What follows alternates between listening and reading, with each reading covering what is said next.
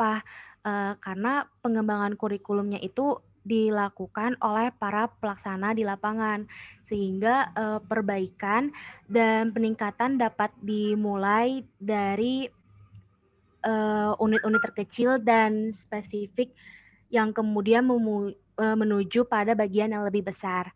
Di sini ada beberapa hal yang harus diperhatikan dalam pengembangan kurikulum model grassroots. Di antaranya, yang pertama, guru harus memiliki kemampuan yang profesional. Kedua, guru harus terlibat penuh dalam perbaikan kurikulum, penyelesaian permasalahan, dan permasalahan kurikulum. Yang ketiga, guru harus terlibat langsung dalam perumusan tujuan, pemilihan bahan, dan penentuan evaluasi. Dan yang terakhir, seringnya pertemuan kelompok dalam pembahasan kurikulum yang akan berdampak terhadap pemahaman guru dan akan menghasilkan konsensus tujuan prinsip maupun rencana-rencana. Dalam pelaksanaannya, pengembangan kurikulum model ini juga membutuhkan dukungan moral dan material yang bersifat kondusif dari pihak pimpinan. Sehingga ada beberapa hal yang harus diantisipasi gitu dalam model ini. Di antaranya akan bervariasi sistem kurikulum di sekolah karena menerapkan partisipasi sekolah dan masyarakat secara demokratis.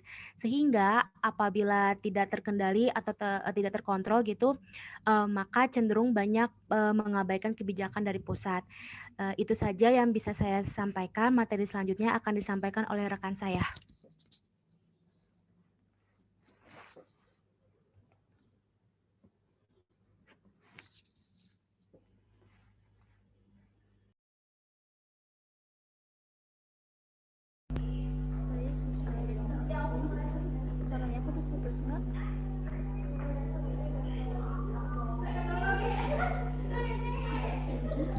Ada suara ininya, bendung-bendung gitu. Kurang jelas. Kurang jelas. Berarti aku pindah ke HP dulu.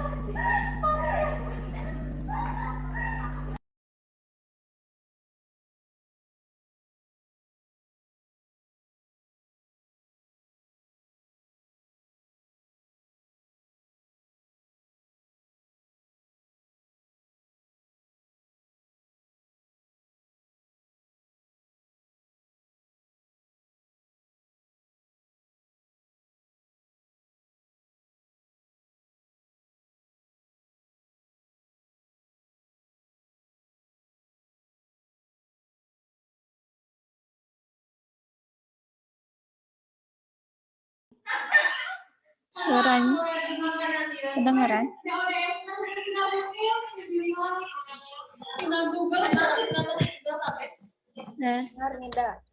Hah?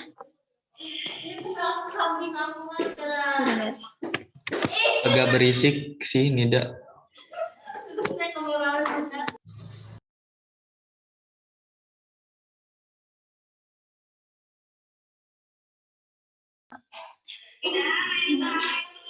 Bismillah ya. Di sini saya akan menjelaskan mengenai metode demonstrasi. Nah, di model demonstrasi ini pada dasarnya bersifat grassroots gitu ya, seperti penjelasan Iren tadi gitu ya. Jadi datanya itu dari bawah. Nah, model ini itu diprakarsai oleh sekelompok guru atau sekelompok guru itu bekerja sama dengan para ahli yang bermaksud mengadakan perbaikan kurikulum. Nah, di sini itu ada menurut Smith, Stanley, dan Shore ada dua variasi model demonstrasi. Yang pertama itu sekelompok guru dari satu sekolah atau beberapa sekolah ditunjuk untuk melaksanakan suatu percobaan tentang pengembangan kurikulum. Yang kedua, bentuk kedua ini kurang bersifat formal. Beberapa guru yang merasa kurang puas dengan kurikulum yang ada mencoba mengembangkan penelitian dan mengembangkan sendiri. Nah, next.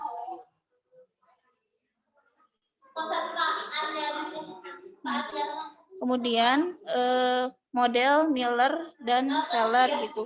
Di sini tuh model Miller-Seller itu pengembangan kurikulum ini ada perbedaan dengan model-model sebelumnya gitu. Model pengembangan kurikulum Miller-Seller itu merupakan pengembangan kurikulum kombinasi dari model transmisi Gagne dan model transaksi Tabas-Robinson dengan tahapan pengembangan sebagai berikut. Yang pertama itu ada orientasi kurikulum. Nah, orientasi kurikulum itu terbagi menjadi 3. Yang pertama itu orientasi transmisi atau transmission orientation.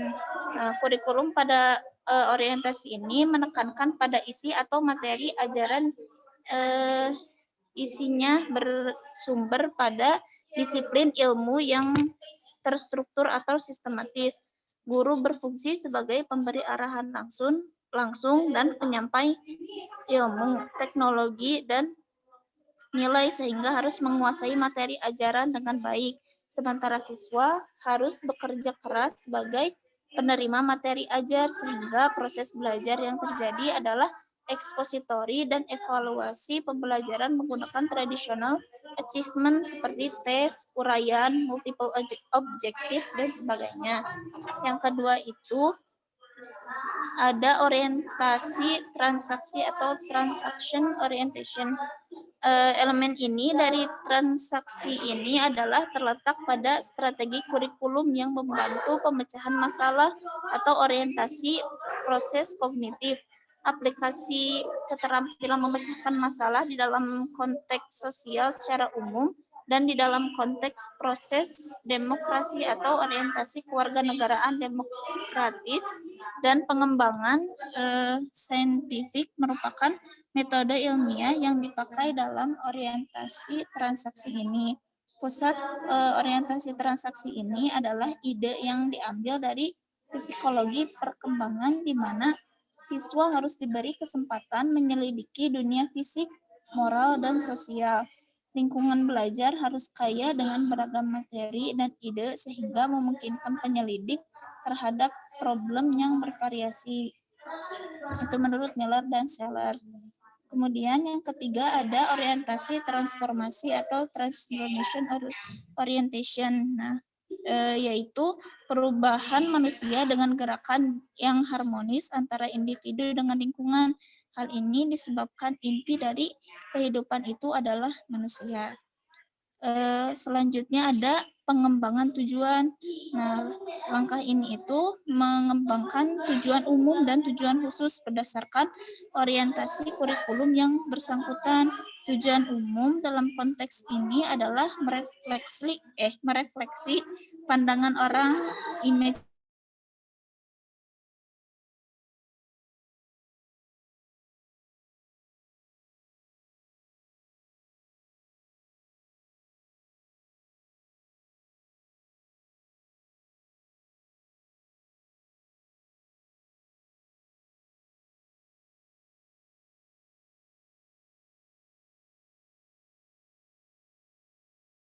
Di Asep suaranya nggak ada. Sama. Oh, Gangguan sinyal kayaknya, guys. oke.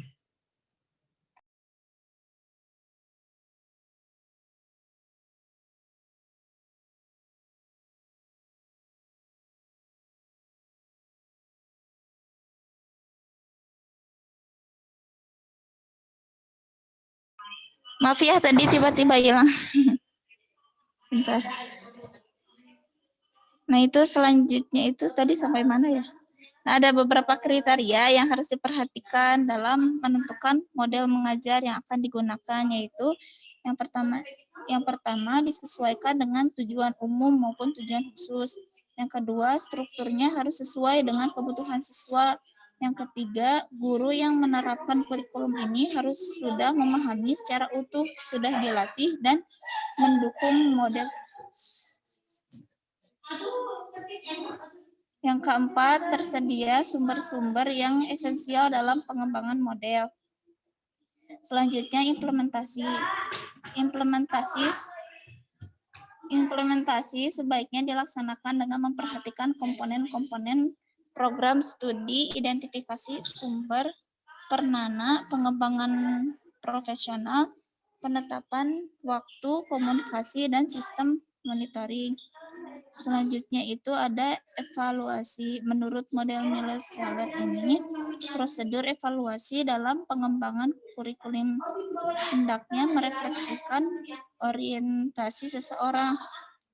Prosedur evaluasi yang dibakukan pada umumnya tidak sesuai dengan kurikulum transformasi. Sebaliknya, kurikulum transmisi umumnya menggunakan teknik evaluasi yang berstruktur dalam menilai kesesuaian antara pengalaman-pengalaman belajar dan strategi mengajar dengan tujuan kurikulum. Itu saja yang dapat saya sampaikan. Selanjutnya akan dijelaskan oleh rekan saya.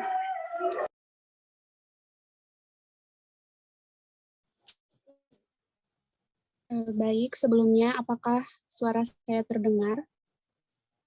Terdengar, Irma. Terdengar, Irma. Oh, terdengar ya, Mbak. Sebelumnya mohon maaf, saya izin outcam karena kendala jaringan. Baik, di sini saya akan melanjutkan presentasi dari kelompok kami, yaitu mengenai model TABA atau Interpret Model. Model TABA merupakan modifikasi dari model Taylor. Modifikasi tersebut penekanannya terutama pada pemusatan perhatian guru. TABA mempercayai bahwa guru merupakan faktor utama dalam usaha pengembangan kurikulum. Di dalam model TABA ini, pengembangan kurikulum yang dilakukan guru dan memposisikan guru sebagai inovator dalam pengembangan kurikulum merupakan karakteristik dalam model pengembangan TABA ini. Di dalam pengembangannya pun, model ini lebih bersifat induktif, berbeda dengan model tradisional yang bersifat deduktif. Selanjutnya, Iren.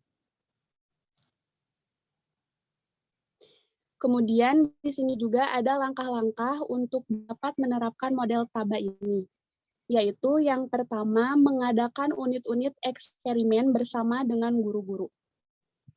Untuk melakukan kegiatan ini, kita perlu mempersiapkan beberapa hal, yaitu yang pertama, perencanaan berdasarkan teori-teori yang kuat. Kemudian yang kedua, eksperimen harus dilakukan di dalam kelas agar menghasilkan data empirik dan teruji. Kemudian, unit-unit eksperimen ini juga harus dirancang melalui beberapa tahapan. Tahapan-tahapan tersebut diantaranya adalah mendiagnosis kebutuhan, merumuskan tujuan-tujuan khusus, memilih isi, mengorganisasi isi, memilih pengalaman belajar, mengevaluasi, dan melihat sekuen dan keseimbangannya. Kemudian yang kedua itu ada menguji unit eksperimen. Unit yang sudah dihasilkan pada langkah pertama itu diuji di kelas-kelas eksperimen pada berbagai situasi dan kondisi belajar.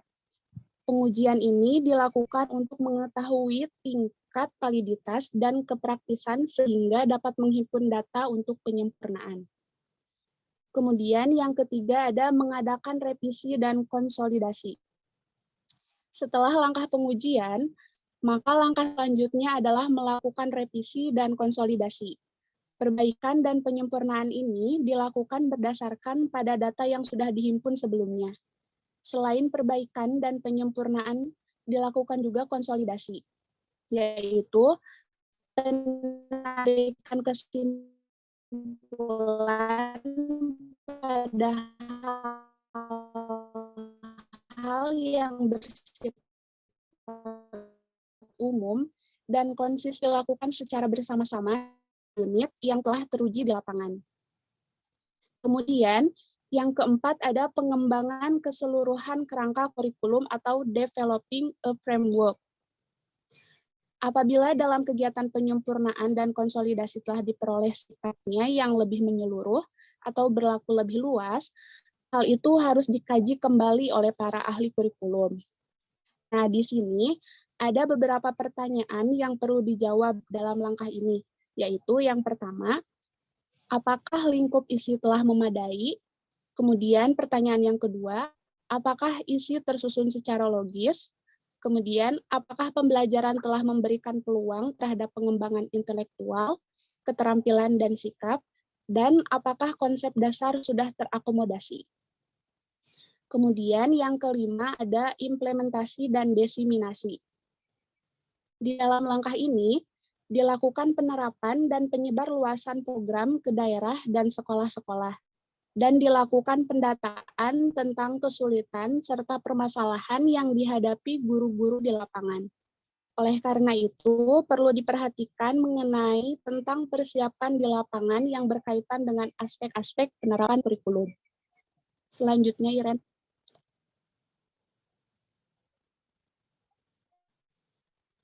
Kemudian yang terakhir, itu ada model pengembangan kurikulum menurut Beckham. Model ini dikembangkan oleh George Beckham, seorang ahli kurikulum.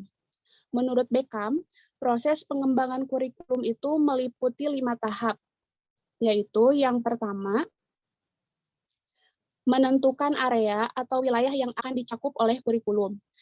Atau bisa dikatakan pada wilayah manakah kurikulum itu akan diterapkan.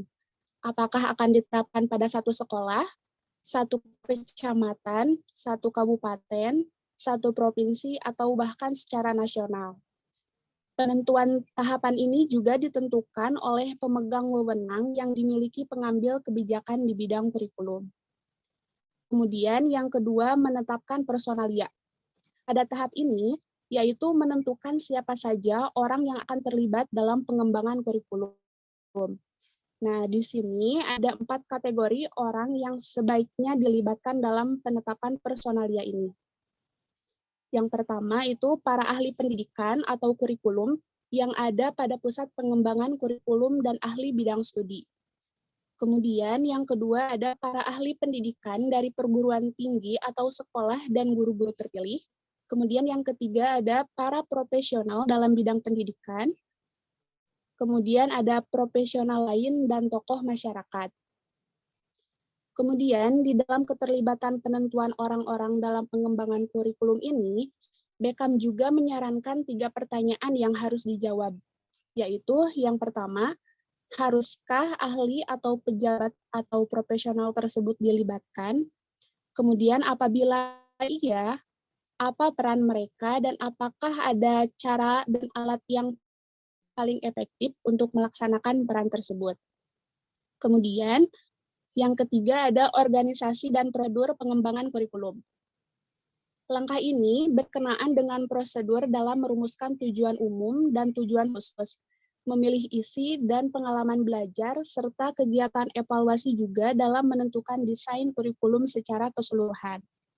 Kegiatan ini terdiri dari 5 tahapan, yaitu yang pertama, membentuk tim pengembang kurikulum, yang kedua mengadakan penelitian dan penilaian terhadap kurikulum yang sedang berlaku, yang ketiga studi penjagaan tentang kemungkinan penyusunan kurikulum baru, dan yang terakhir penyusunan dan penulisan kurikulum baru.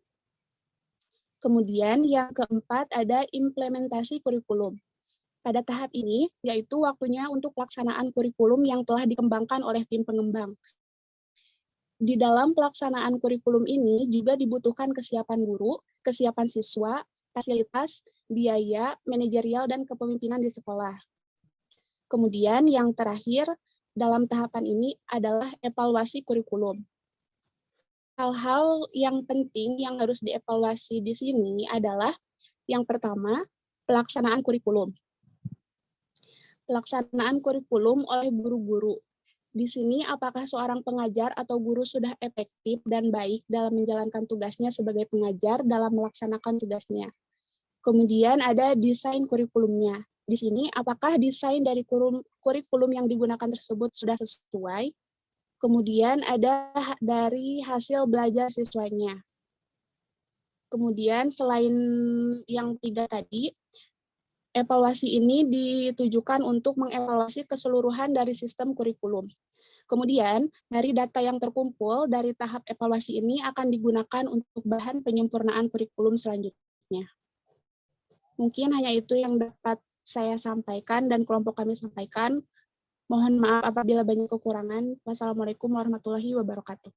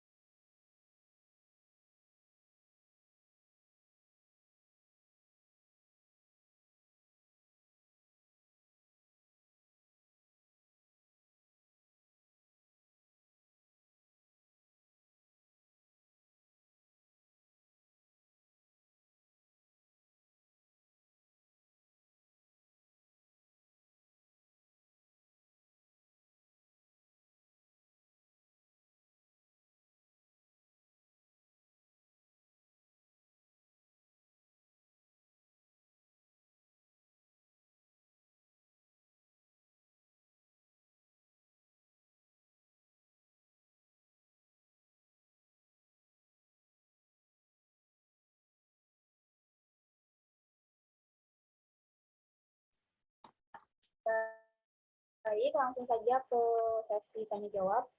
Pada teman-teman yang ingin bertanya, monggo di open mic saja.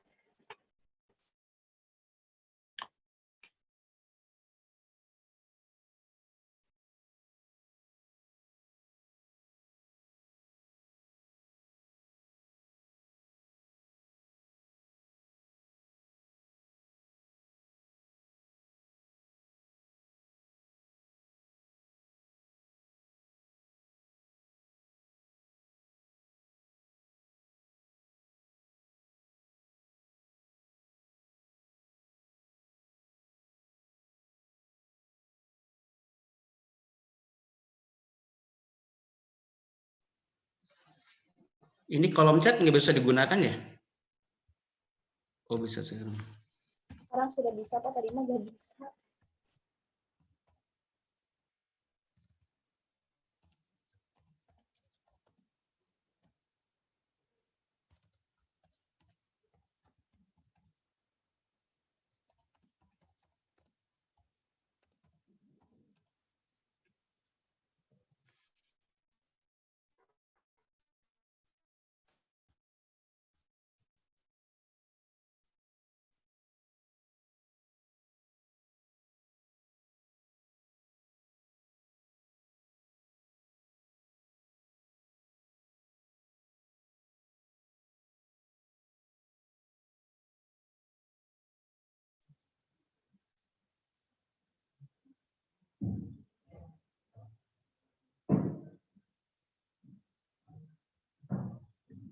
Cek.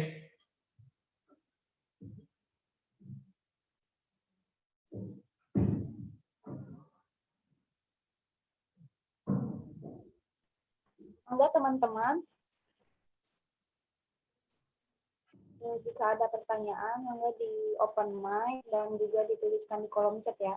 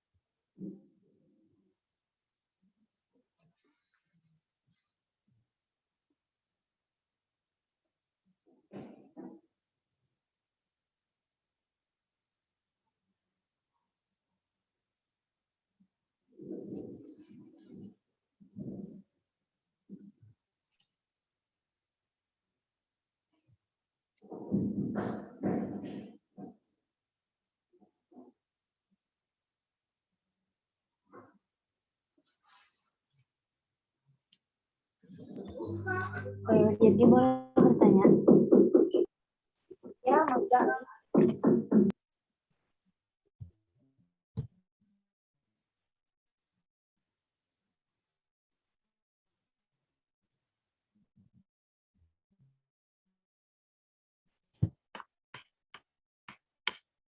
Ini belum di unmute itu suaranya.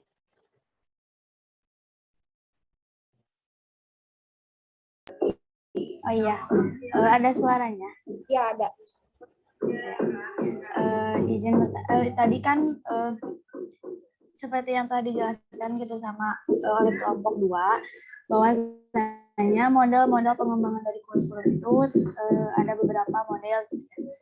Nah, pertanyaannya dalam pengembangan kurikulum 2013 ini itu mengacu kepada model pengembangan kurikulum yang mana dan mengapa? Mungkin itu pertanyaannya. Terima kasih. Oke, jadi Ai bertanya, untuk kurikulum 2013 ini kita mengacu pada model yang mana dan apa alasannya memakai model itu. Begitu ya, Ai? Iya, betul. Oke. Iya, betul. Teman-teman dari kelompok 4 menjawab pertanyaannya. Barangkali dari yang lain ada ingin menambahkan pertanyaannya atau menanggapi pertanyaan Ai? Mangga ya. Dipersilakan.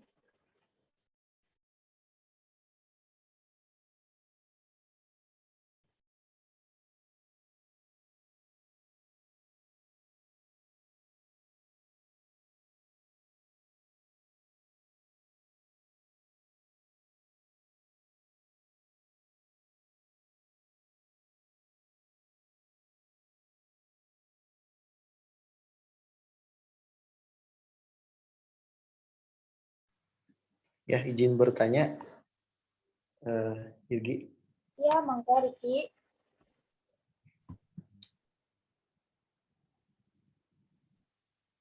Ya, seperti yang kita tahu bahwa mengenai kurikulum itu katanya bahwa pendidikan Pancasila itu mau dimasukkan ke kurikulum di tingkat sekolah menengah gitu ya. Nah, contohnya ini udah ada gitu ya beritanya gitu ya, bahwa Kemendikbud ini akan mengkaji terlebih dahulu gitu mengenai pendidikan Pancasila masuk ke kurikulum gitu. Nah, pertanyaannya adalah ketika pendidikan Pancasila masuk ke kurikulum itu termasuk pengembangan model atau tidak gitu. Nah, andai kata masuk itu termasuk ke pengembangan model yang mana gitu.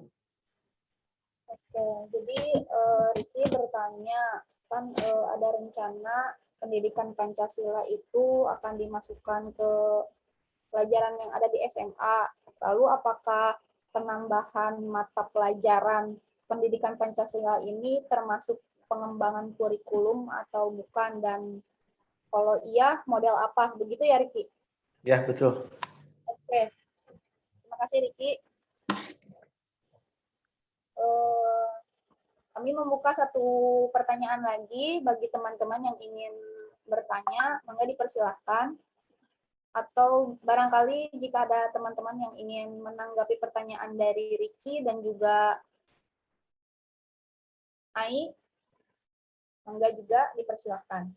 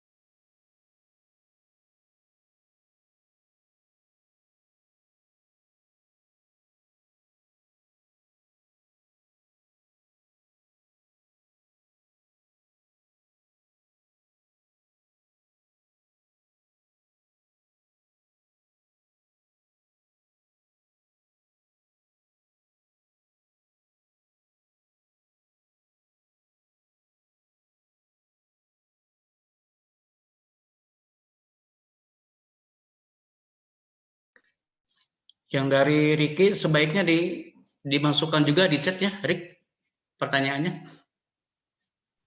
Baik, Pak, sedang diketik. Ya.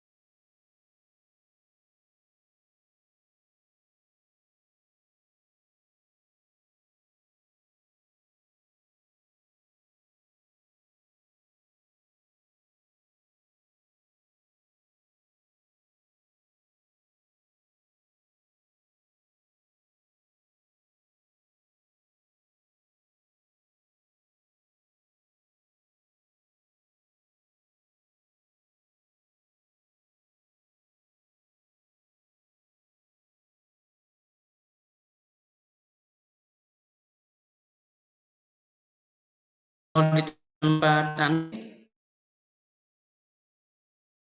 kalau di saya sendiri ini, saya di kampus ini kelihatannya tidak stabil nih.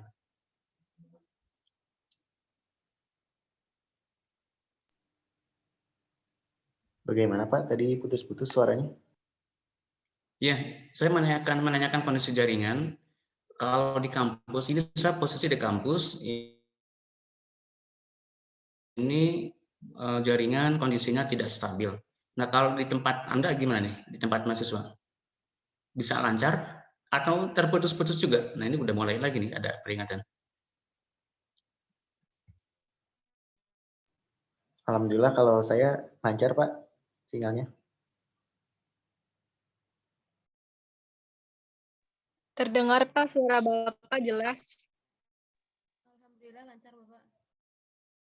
Membahas apa yang tadi ditanyakan oleh para nanya. Yang pertama dari kalau di saya yang dibaca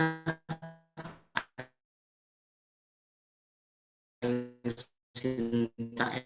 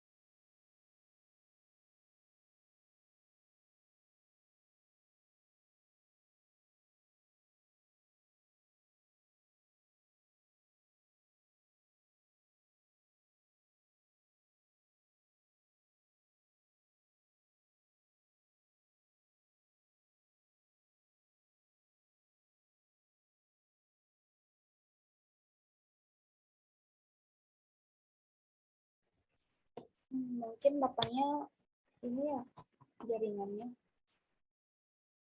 Baik teman-teman, di sini Iren akan mencoba menjawab pertanyaan dari Ai ya. Mangga Iren. Ya, sebelumnya Iren mau coba menjawab pertanyaan Ai. Kalau nggak salah pertanyaannya dalam pengembangan kurikulum 2013 mengacu pada model seperti apa sih? Kalau menurut saya pribadi model seperti model administratif ya, yaitu top down, yaitu dari pejabat atas baru ke guru-gurunya gitu. Karena apa? Karena kurikulum 2013 ini sepertinya dari pemerintah gitu yang menerapkannya, baru diterapkan di pelaksana ke lapangan gitu kan, berarti guru dan kepala sekolah.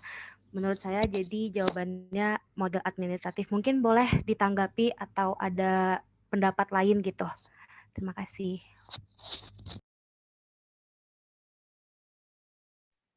Oke, barangkali dari teman-teman ada yang ingin menambahkan dari jawaban Iren, mangga dipersilahkan.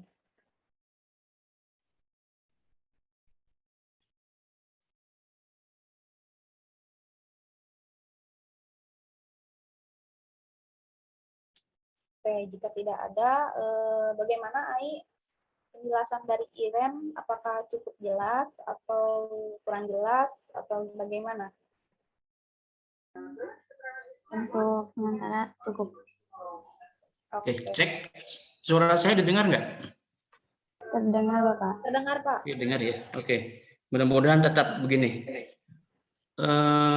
Saya informasikan kembali lagi, ini jaringan di saya buruk lah. Katakan buruk lah jaringannya, jadi tiba-tiba keluar suara juga terputus-putus. Saya putus-putus, menangkap juga dari Zoom-nya juga putus-putus. Intinya begini, bahwa di topik kita hari ini kita sedang membahas terkait dengan bagaimana proses pengembangan kurikulum itu dilakukan. Kalau kemarin kita bicara konsep apa itu kurikulum, dasar-dasar kurikulum ya. Nah, sekarang kita sedang bicara bagaimana kurikulum itu dikembangkan. Nah, tadi ada beberapa model ya. Ada model proses pengembangan kurikulum, ada dari Busam, ada Taylor, dan lain-lain. Ada juga model pendekatan. Yang pertama tadi ada model pendekatan, ada grassroots dan top down atau line staff model. Kalau line staff model itu adalah ini terkait dengan para pelaku, pemilik ide, pelaku dan pelaksana pengembangan kurikulum. Kalau yang sifatnya administrative approach atau line staff itu adalah dari pihak pemerintah yang punya wewenang. Sedangkan yang grassroots itu adalah diawali dari pihak pelaksana kurikulumnya. Jadi bertolak belakang itunya pemilik ide dan pelaksananya. Tentu dengan segala plus minusnya dari masing-masing pendekatan ini. Itu yang pertama, itu model pendekatan. Kemudian ada model proses. Tadi seperti yang dijelaskan menurut Busam itu adalah model pengelolaan pengembangan kurikulumnya.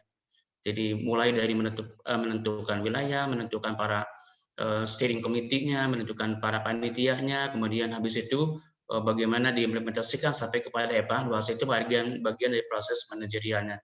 Kemudian kita juga tadi melihat model dari Tyler, 4 pertanyaan pokok, itu terkait dengan komponen kurikulumnya. What should the school seek to attain, atau mencari tujuan-tujuan apa yang harus dicapai oleh sekolah, tadi yang pertama ya. Yang kedua menentukan pengalaman belajar, yang ketiga menentukan atau mengorganisasikan pengalaman belajar, yang ketiga menentukan bagaimana mengetahui bahwa tujuan pendidikan sudah dicapai atau evaluasi.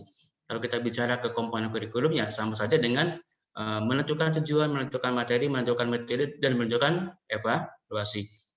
Nah, itu bagian dari substansi dari model pengembangan kurikulumnya. Model substansinya. Jadi mulai dari esensi dari kurikulum. Nah, kemudian model Busam mengenai bagaimana pengelolaannya. Kalau model pendekatan, siapa yang pemilik ide dan pelaksana pengembang kurikulum. Itu adalah deskripsi dari topik kurikulum topik hari ini. Kemudian ada pertanyaan, kalau kurikulum 2013 itu mengacu kepada model yang mana? Nah, yang tadi kita bahas itu adalah model-model teoritik. Bisa diikuti plak seperti itu bisa juga itu diadaptasi atau diadopsi.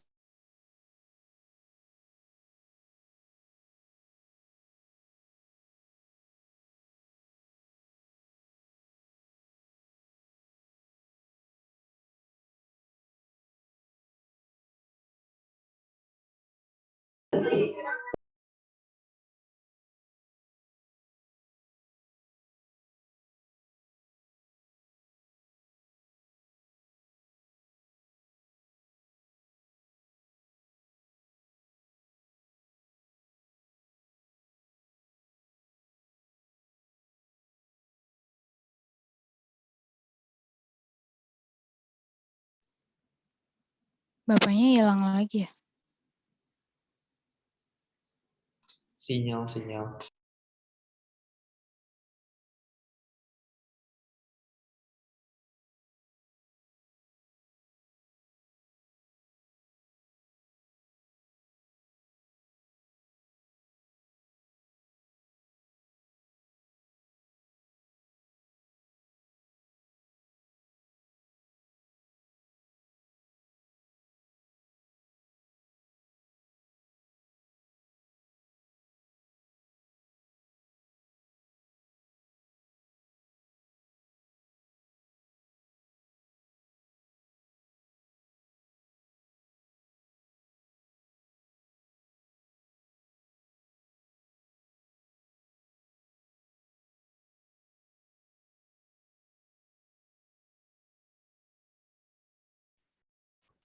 Sambil menunggu Bapak masuk lagi ke Zoom, di sini saya akan mencoba menjawab pertanyaan dari Ricky.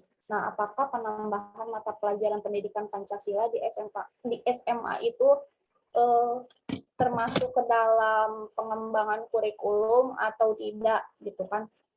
Jawabannya kalau menurut saya ya itu ya gitu. Itu masuknya ke ini bagian dari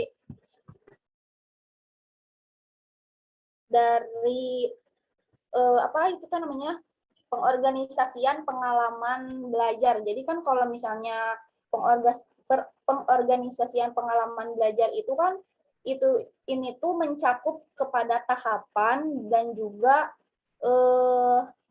materi atau isi pelajaran. Jadi kayak materi apa gitu yang mau disampaikan. Nah, ini kan ada penambahan pendidikan Pancasila di jenjang SMA. Nah, berarti pertamanya itu berarti ada tujuan tuh, tujuan yang ingin dicapai oleh sekolah itu. Apa tujuan ingin ditambahkannya Pancasila itu emang ada tujuannya, Ki.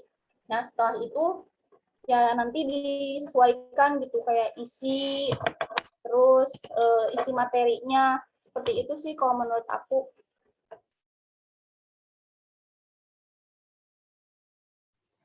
Nah, kalau misalnya masuknya ke model apa, gimana ya? Aku belum terlalu tahu gitu. Ini masuknya ke model yang mana? Barangkali dari teman-teman kelompok 4 ingin menambahkan, menyanggah juga boleh, atau dari teman-teman audiens yang lain juga boleh.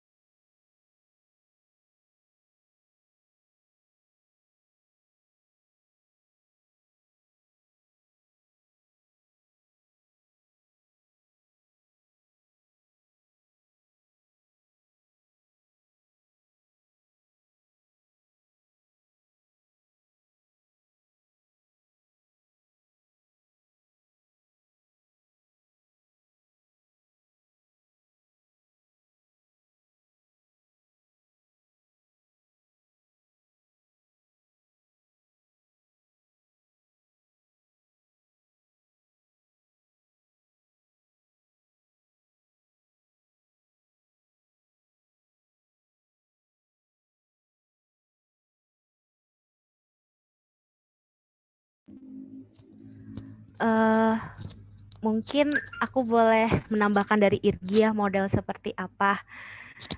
Mungkin ya ini mungkin modelnya model administratif karena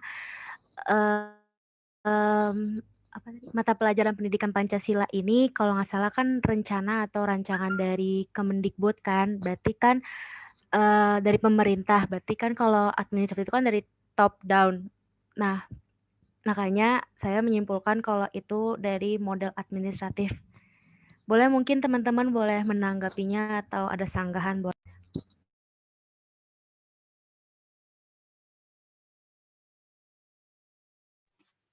Ya, terima kasih Irgi, Iren. Riki juga setuju dengan Iren gitu ya, yang tadi termasuk administratif gitu ya, yang dari pemerintah. Memang kan pendidikan Pancasila ini yang apa ya, yang menetapkan itu kan pemerintah, terus memang ada rancangannya juga dari pemerintah gitu.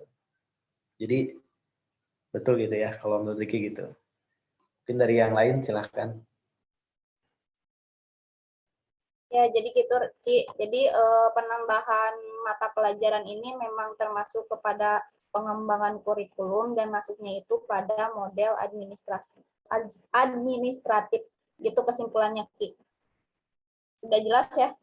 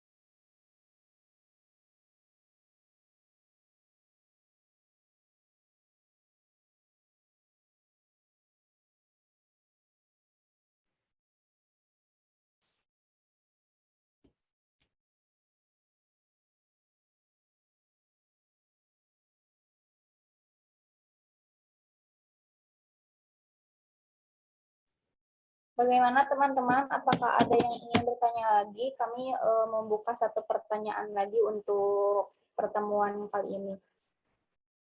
Jika ada, mangga diajukan di open mic dan juga ditulis di kolom chat ya.